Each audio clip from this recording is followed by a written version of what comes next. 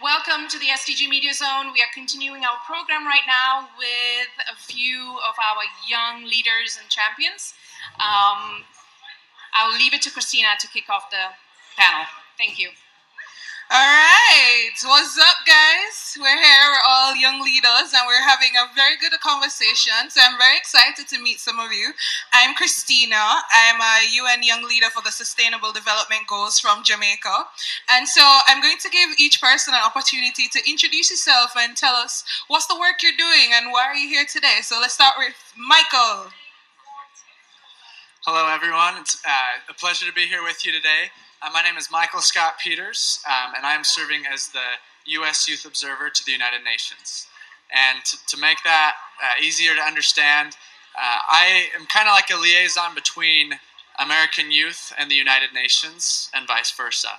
And so it's a one-year term, and throughout this year I will visit different college campuses, work with young people, learn their needs, and help them get involved with the work of the United Nations.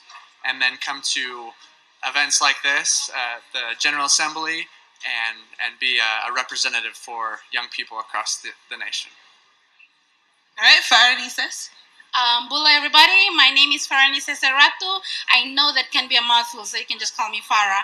I am from the Fiji Islands. If you've been there, you know how beautiful it is. We also have our social issues.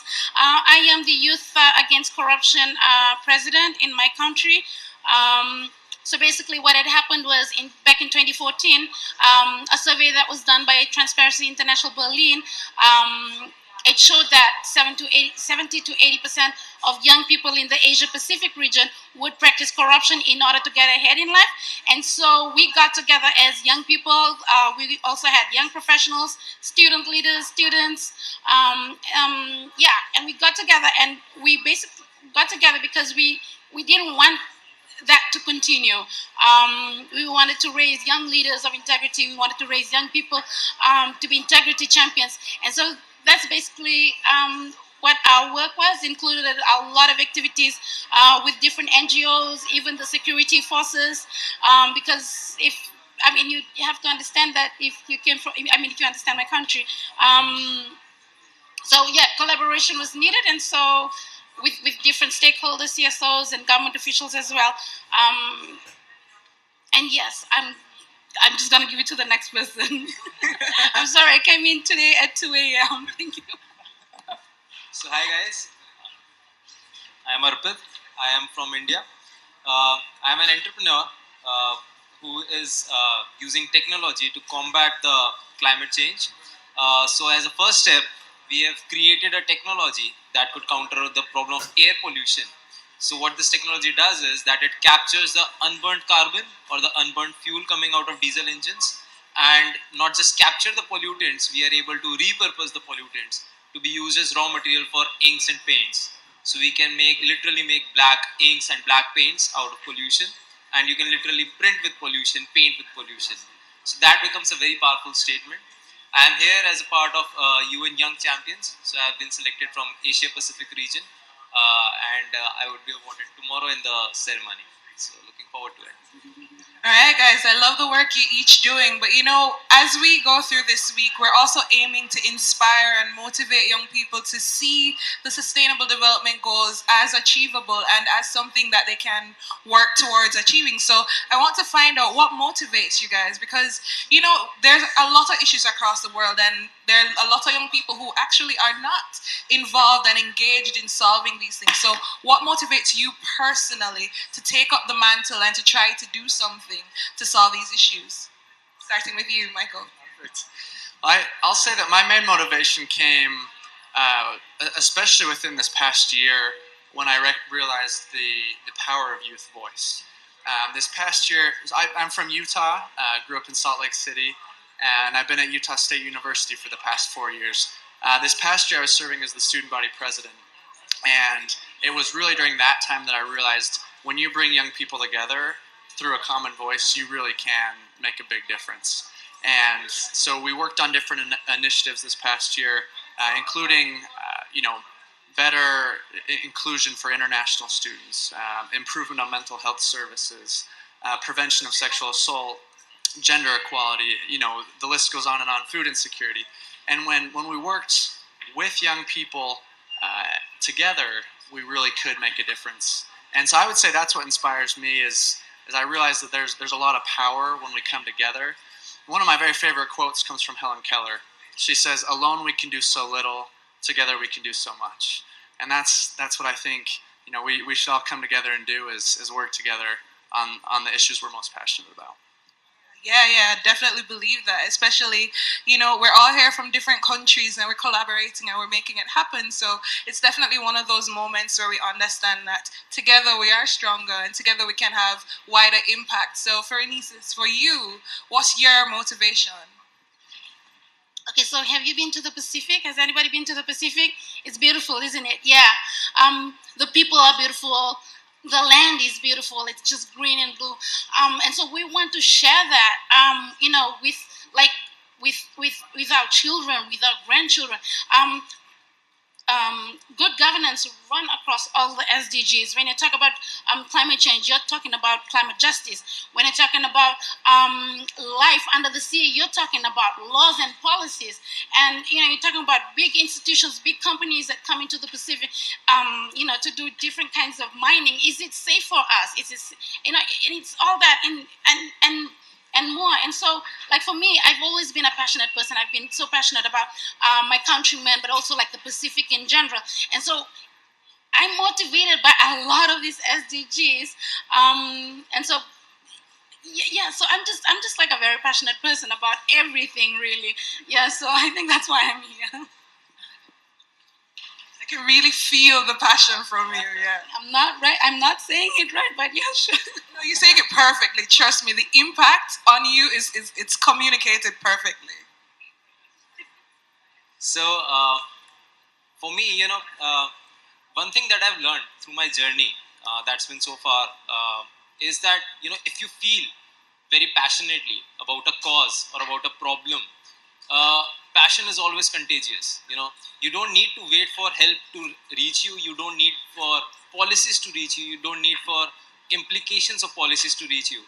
If you are really passionate about a problem and you start working with whatever first comes in your mind, the passion attracts the energy and everything starts coming to you. Help starts coming to you automatically and people start opening doors automatically. So that is something that I've learned through my journey, and I believe very firmly as well, that if there is a problem out there that's bothering you, start doing with the complete passion that you have, and start solving the problem with the first thing that comes in your mind, and the way would become clear with time. So you have to just trust in time and start doing whatever comes to your mind first. Yeah. Yes, and that's also very powerful. And in my own work in Jamaica, I work with a youth media organization called Talk Up Youth, and what we do is we provide young people opportunities to access traditional media, to be able to magnify their own voices and to tell their stories and to reach across the world and find out what's happening. And so even as we're here, we're talking to each other. Part of what we do is to try to encourage people to collaborate, to see the linkages and to find out how we can work together. So are there opportunities you think to work together? Is there any particular goal that you think you would love to have someone collaborate with you in solving, or to create something new maybe? Is that part of what you're doing this week? Networking and finding connections? Faranises. Yeah, definitely. So I'm definitely looking forward to collaborating and taking the concept that I'm working on a global level, as well as making the right connections that of various synergies that can be explored all across. And as he rightly said, that together we can do a lot more than what we can do alone. So any sort of collaboration that brings in synergies and then brings the powers of people across the globe together, amplifies it to a much bigger level. So yes, definitely this is a huge platform for us to represent our communities and to take that power of collected communities back to where we come from and distribute the power again. All right, so just before I let you guys go, I want to know, what's your call to action? We want to talk to young people out there, find out, what do they think we should be doing? You know, that's part of what we're doing here. But also, what's your call to action to them? What should they be doing? How should they be engaging with the goals? Starting with you. Okay. Well, one thing that I was very inspired by yesterday was the launch of the UN Youth Strategy, Youth 2030. And I think that this provides a perfect platform for youth all around the world, but specifically, here in the United States as well, to get involved, to have a framework of what specifically we can be doing, the 5 priorities. And, me personally, as the youth observer, I'm very grateful to have a youth envoy, to have a secretary general, to have a United Nations who's aware of the needs of the youth. I think that's very important, especially at this time, to see, as we are the next generation, to, go about doing good. I think it's great to have a framework. And so I would say my call to action would be to get involved. This is the 70th year of the Declaration of Human Rights, and I think now is the perfect time to become aware of what our human rights are, to share this document, to share our experiences with others, so that everybody can be involved with the work of the United Nations. What's your call to action? What do you want young people out there to take away from this week?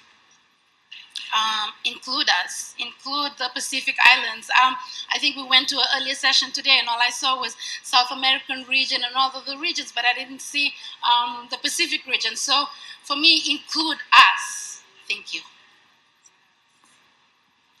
So my call of action would be somewhat what I already said, that don't wait for opportunities to come to you. Create opportunities, and help would come your way. So yeah, if you feel really passionately about something, just start doing, and things would fall in place.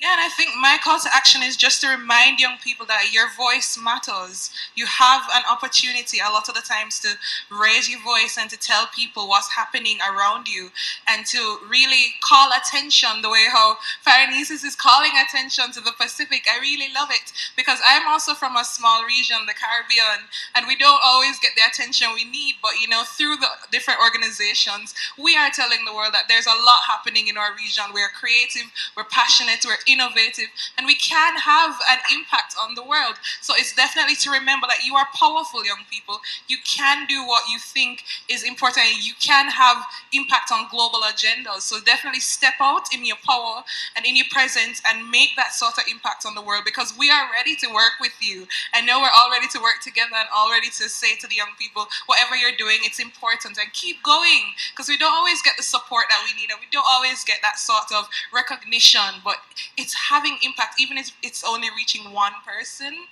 that's one life that's being changed. And I'm very, very excited to meet you guys and to go through this week and learn more about the work you're doing, and very thankful to be here. It's a big opportunity. So yeah, that's really good.